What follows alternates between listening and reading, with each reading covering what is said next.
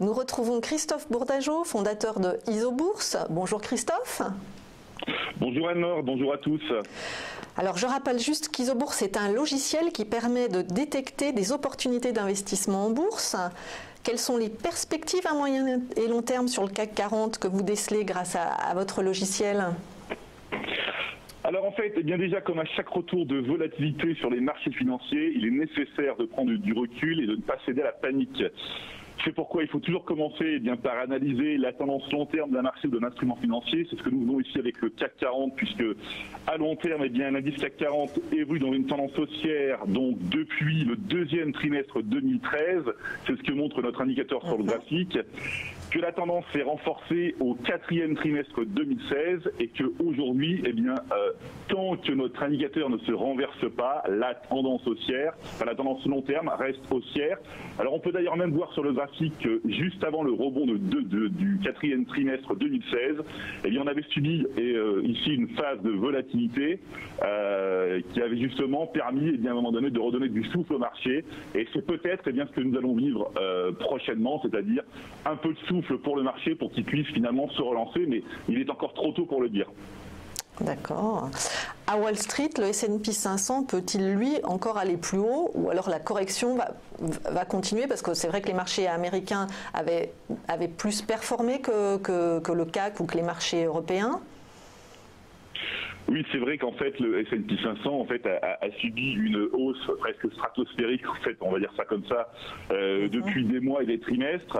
C'est vrai que là aussi, la tendance haussière et à long terme est haussière depuis le 2011. Là aussi, elle a rebondi aussi en 2016 au deuxième trimestre 2016. Alors là, à moyen terme, c'est vrai que les courbes sont très très écartées. Juste Christophe, vous pouvez nous préciser long terme, moyen terme, on a eu cette discussion, c'est vrai, hier à ce sujet. Qu'est-ce que ça signifie comme durée ?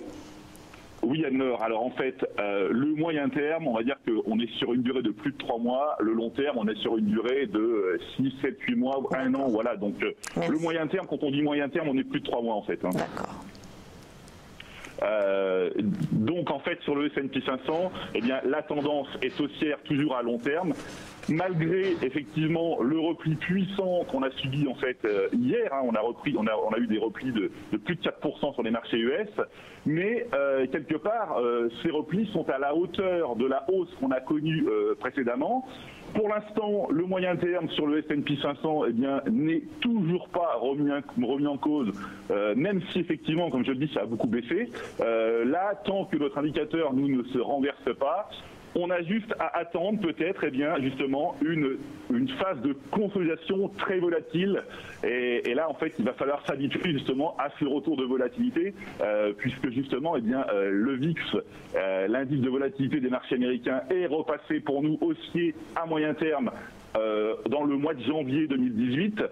On voit la même chose sur l'indice de volatilité du marché français qui est le VCAC, donc le CAC 40 Volatility, où là également c'est un indice qui est en train de repasser haussier à moyen terme, donc ce qui veut dire que hausse de volatilité ça tend à remettre les marchés dans des phases un peu plus critiques.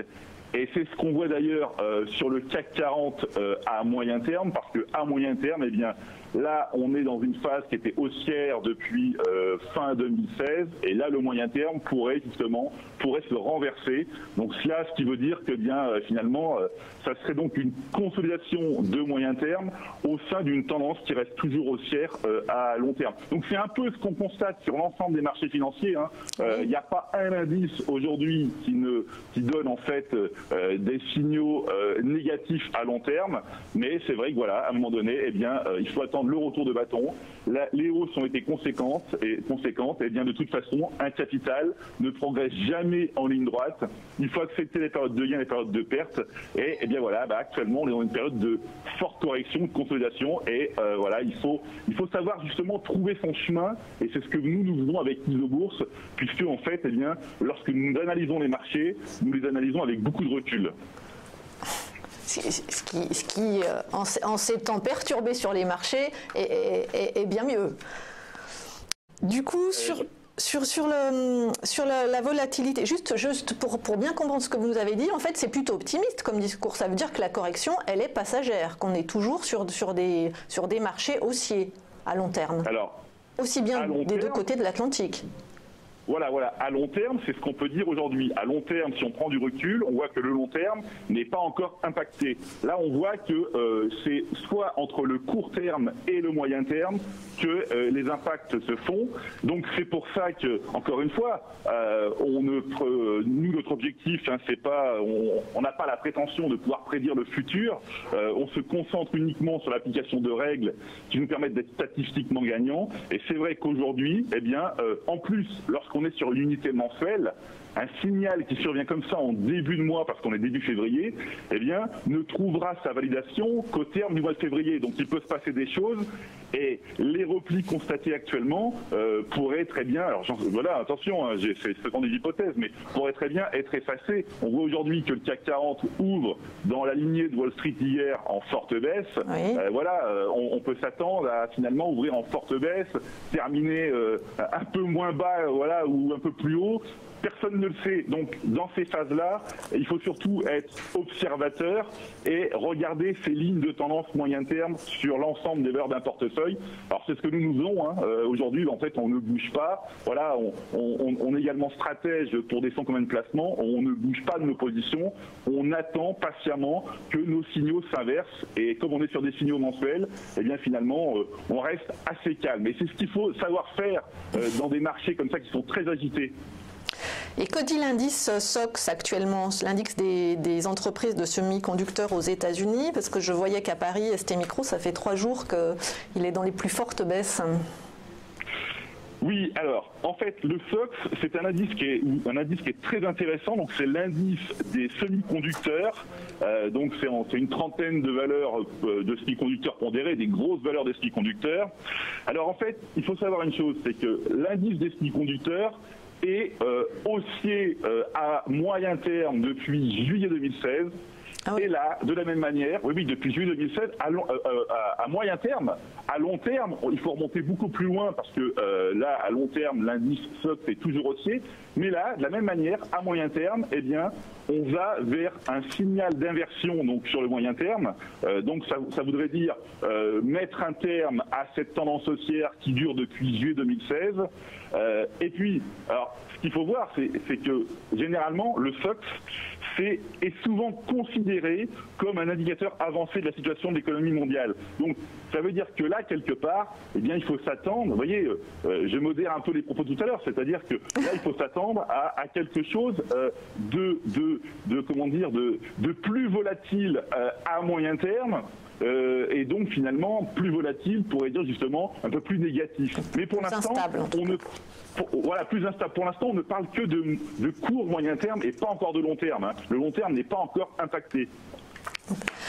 Et pour finir, est-ce que vous pourriez nous faire profiter de quelques opportunités d'achat à Paris, à New York ?